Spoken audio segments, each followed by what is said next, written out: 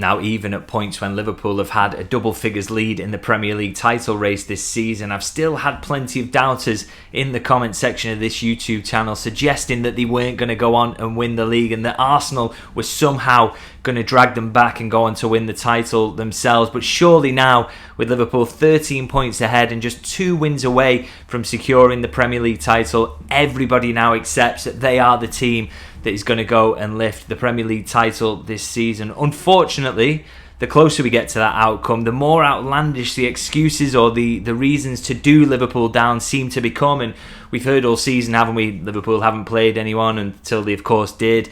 It's a weak league. It's not a good season. Everybody else is fallen away. And now we're hearing a new excuse as well as it gets closer to Liverpool lifting the title. And that is that this is not a huge achievement put together by Arne Slot, because this is simply Jurgen Klopp's team and Jurgen Klopp's tactics. And he's been fortunate to come in and inherit that. And that is the reason that Liverpool are going to win the title this season. Well, thankfully, because we are now 32 games into this Premier League campaign, we've got an awful lot of data on what Arne Slot's Liverpool looks like. And we are able to compare it to Jurgen Klopp's to see, is there any difference? Has he just come in and said, I'm not going to tinker, I'm not going to change things and just kind of ride the crest of that wave? Or has he really changed things and put his stamp on this Liverpool team? So I thought we got an opportunity here to kind of really examine that and see how things have changed, or if they have changed at all, and really see if this is Arne Slot's success or it is more Jurgen Klopp's success. So I think a good place to start really in terms of the basics is the performance level of Liverpool in terms of winning games and picking up points. Now clearly it's looking pretty good when you look at the Premier League table, isn't it? Top by 13 points, absolutely running away with it, nobody really near them. But of course that's just led to accusations that Liverpool performing exactly the same level as they did the season before, but simply capitalising on the fact that both Arsenal and Manchester City have simultaneously collapsed. However, I want to contradict that narrative as a starting point really, because at the moment Liverpool are going at 2.38 points per game this season. Now last season they finished up on 2.16, so again that shows you this is a clear jump in performance from Liverpool as much as the rivals are struggling. And I also want to point out that last season Arsenal, a very good Arsenal side, very unfortunate not to win the title, they only went at 2.34 points per game. So if Liverpool had put together this season last season, they would have finished ahead of Arsenal. So no real luck involved in that in terms of performance level. And Manchester City went at 2.39 points per game. So again, Liverpool would have been very, very close. I mean, that is so marginal, isn't it? It's very, very close. So they're going at title-winning pace regardless of what's going on behind them. And in terms of course, it's not just about the season itself and whether you pick up points in that. I want to really look at the underlying performance to tell me, is this a good team or not? Is this a really strong Liverpool team, or is the rest of the league weak? Is this just the capitalising on that weakness, not just in their title rivals, but beyond that? And I think a real good measure of how good a team is and how it's performing generally across the league is expected goal difference per 90. So what that does is it takes your XG for a match, takes your expected goals for a match, and divides it by 90 minutes. So your cumulative XG and expected goals against, takes them away from each other and divides it by the matches you've played. So it shows you that, okay, if you are kind of 1.5 expected goals better than your opposition over 90 minutes generally, you are very likely, barring some bad luck, to win more games than you lose, aren't you? And you're going to be performing at a high level. And because we can measure expected goal difference per 90 over several seasons, it gives us a good idea of kind of how strong are certain sides, how, where was the peak of the Premier League, where does Liverpool kind of fit in to all of this. So I think it is a good measure, and it is a good measure as a starting point actually to say, this is a much better team than last season. So, for example, Liverpool have got an expected goal difference per 90 minutes of 1.3 for this season. Now, it shows they are 1.3 expected goals better than the opposition per 90 minutes generally over this season. Now, last season, that was 1.11, so lower than this season. So, again, we're seeing that jump in underlying performance there, and that Liverpool are doing well in that regard. And what's most interesting maybe is to compare it to Manchester City and Arsenal last season. So again, Manchester City, the champions, 1.18. Arsenal finishing in second, very unlucky to do so, as I said, with 1.27. But again, Liverpool are ahead of both of those. 1.3 expected goal difference per 90 in Liverpool's favour there. And again, if you can go further back and kind of measure other seasons, so again, the 22-23 season, City finished top.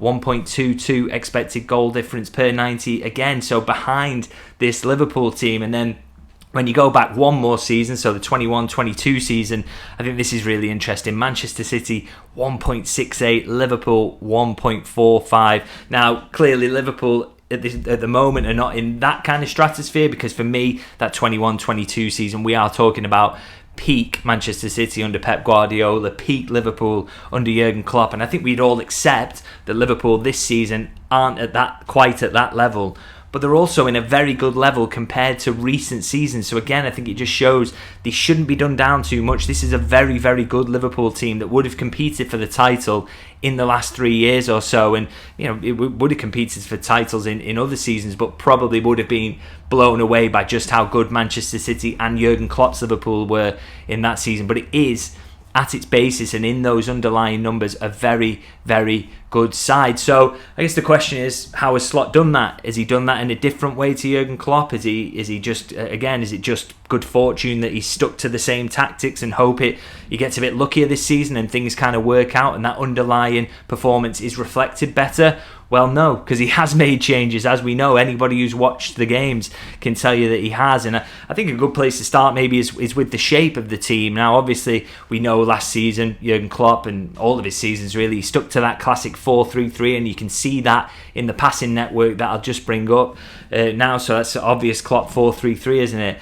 And it's interesting, actually, with Slot in terms of in his unveiling press conference, you may remember that he kind of shot down a suggestion that he played a 4-2-3-1. He didn't like that suggestion. He said, that's not the kind of formation I like to stick to. I like to mix things up in terms of that. Well, I have to say, I do actually kind of think he was lying about that, because when you look at this passing network, again, I think you can see a fairly obvious shape there in terms of a 4-2-3-1. I think that's an obvious change that he has made to Liverpool, is that the shape is different. It isn't that classic 4-3-3. It's very much a 4-2-3-1. Now, of course, shape is something. It's important in terms of how you defend, but what about what Liverpool do with the ball? Has he changed that? Has he made Liverpool different in that regard? And that was maybe something we did expect him to do, is that Liverpool would be slightly different in terms of profile on the ball. But it's interesting, actually. There isn't a hugely discernible difference between the two seasons here when you look at the numbers. So, for example, in terms of the amount of short, medium and long passes, the percentages of those, it's 46% short, 42% medium and 12% long. Now, that is this season, and it was exactly the same share in Jurgen Klopp's final season. I find that very, very interesting, considering this was supposed to be a slight step change in terms of how they play football. We haven't seen that.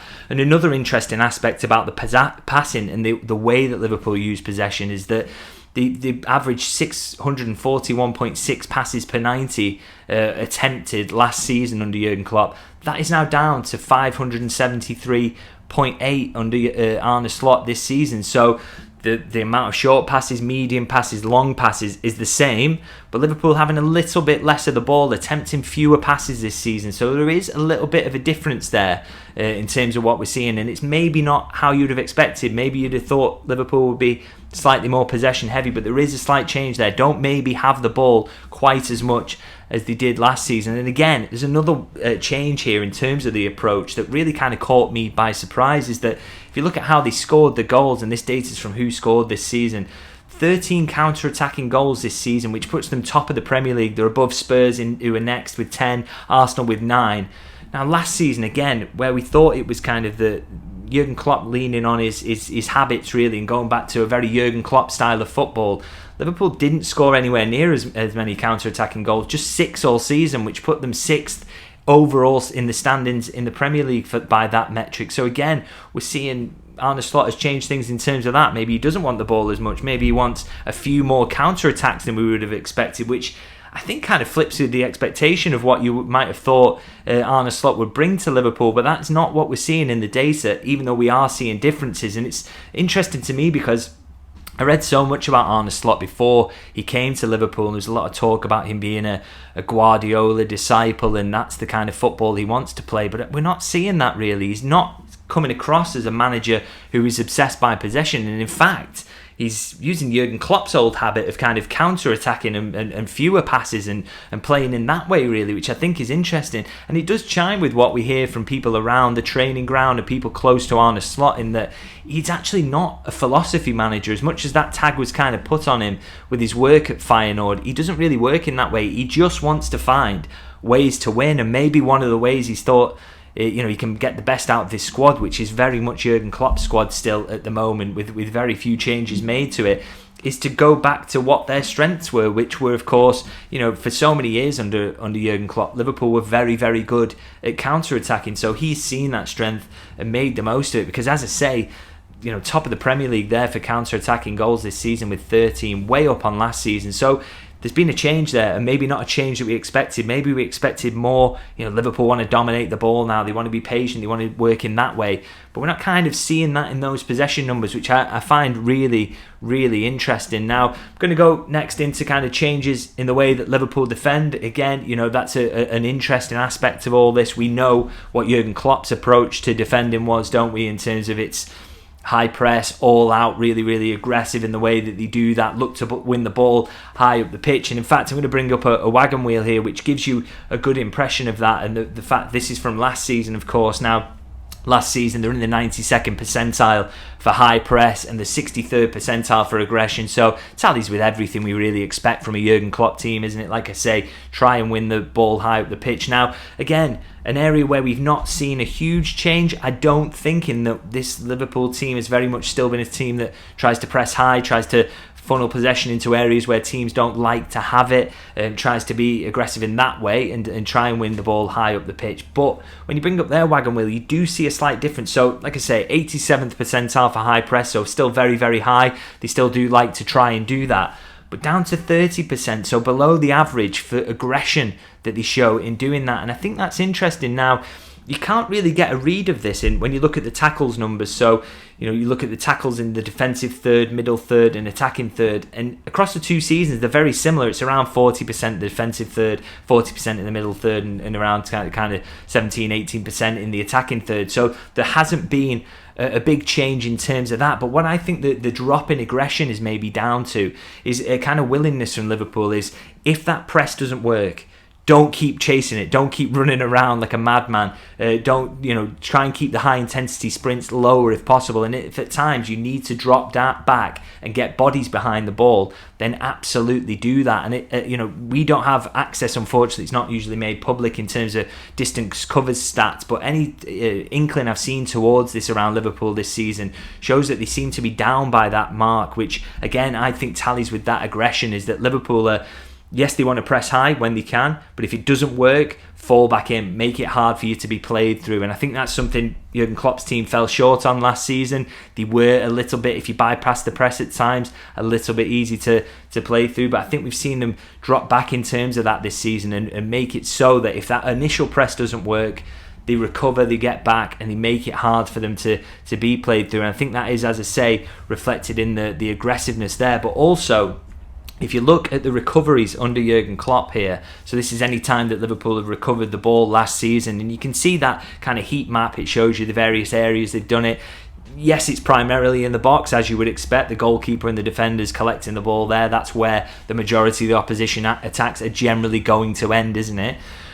But when you move it then to Slot this season, what you can see is it's not just the majority, it's pretty much all of the end of the move is in that area, in that Liverpool aren't generally winning it around in areas of the pitch. Yes, they'll have a few higher up when the press does work, and it has worked at times, and Liverpool, as I say, is still fundamentally a team that wants to press and be aggressive. But look at that real concentration next to in the area where the goalkeeper is, and again, it just really supports for me that the idea that the manager wants to get bodies behind the ball when they don't get that initial press right, and that they are willing to kind of try and stop that pressure in their box and defend the box. And I think that's something that Liverpool have become much stronger at this season. It's something actually the manager, he spoke to the players about this in pre-season, is the importance of stopping them being able to be counter-attacked, and again I think that maybe you see that drop in aggressiveness, but also the ability to just defend the box better and it's very much working, by the way, because if you look at the expected goals against per match last season, it was around 1.2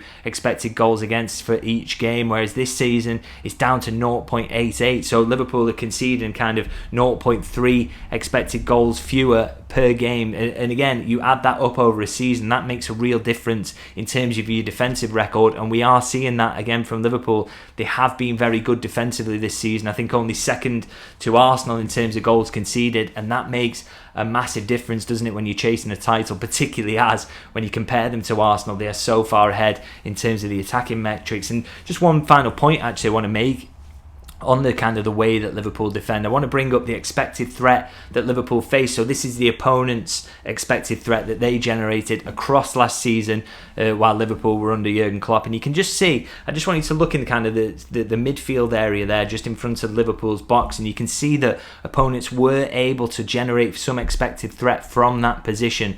Now when I bring up Arne Slot this season and the expected threat there, I think you can quite clearly see that there's just a kind of a hole there of nothingness that Liverpool are very, very adept at kind of, and it's helpful, by the way, having two players in there in Gravenberch and McAllister, but what they want to do there is funnel all the majority of the opposition threat out wide so that they force them to cross and give yourself a chance to kind of defend your box. And when you've got players like Van Dijk and Konate who are able to head the ball away, very good at defending the box in that way, and then you've got players like McAllister and Gravenberch in front who can help defend that area as well. This is a smart move, and again I think it shows a kind of pronounced difference in the way that Jurgen Klopp was able to organise his defensive aspect of the game in his last season versus what Arne Slot has been able to do. And like I said, the overall numbers kind of show that it's absolutely working and that Liverpool are stronger defensively this season. So there are real changes there that are very, very interesting, I think. Now of course that just leaves the attack, and I think again a real evidence of change in this aspect from Arne Slot this season. So I'm going to bring up a graphic here which is a shot map for the entirety of the 23-24 season, which you just take a quick look at that, and a lot of shots is probably the first thing that you'll notice obviously over the course of a season. Now before I bring up 24-25, so this season, I want to say of course there are 6 games to go for Liverpool this season, but I still think, even acknowledging that, there is a real pronounced difference between these two shot maps. So if you look at this season here, I think you can see immediately when I change that and you transition over that there is a difference in those shot maps in terms of the amount, the intensity, where those shots are focused. I think that's really clear and obvious. And again, the numbers kind of really back it up when you take a deep dive into that. 23-24 season, a lot more shots from outside the box, and unless Liverpool absolutely spam them in the coming games, and we don't expect that, I think that will be a real difference that you can see at the end of the season between these two seasons, is that Liverpool in 23-24 were taking shots from everywhere. They were averaging 20.55 shots per 90, which of course was the most in the Premier League. Manchester City, who was second best, with 17.97. So Liverpool well ahead. They were taking a lot of shots in matches.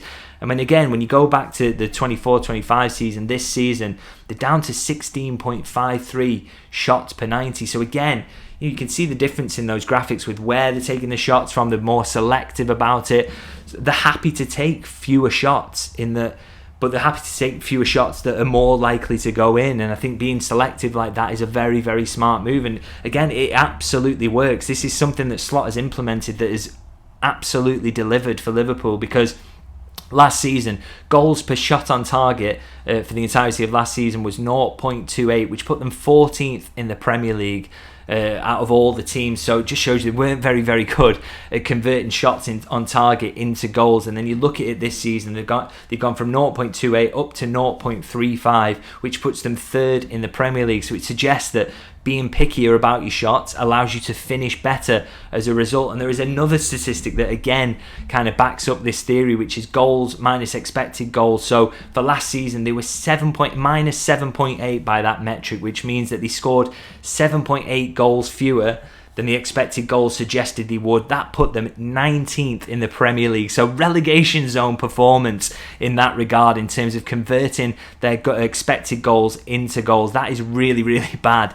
And yet this season, they're in plus 4.3. So they've scored 4.3 goals more than their expected goals suggest, and that has put them up into 6th in that regard. So they've gone from the 19th best finishers in the league to the 6th best finishers in the league this season. I think that says an awful lot. And actually, it's interesting because I spoke about this in a video that I did back in May, and I would urge you to go back and watch it. It was called Liverpool's Big Striker Problem, and I talked about, what Arne Slot needed to do about changing the attack, what he could commit, how he could get more out of Liverpool in that regard. And I spoke about the need for a little bit more precision in the final third, maybe a lower volume of shots but higher quality, because that is what Arsenal and Manchester City were doing last season. I thought if Liverpool did that, it would make them a much better team, and they have done that.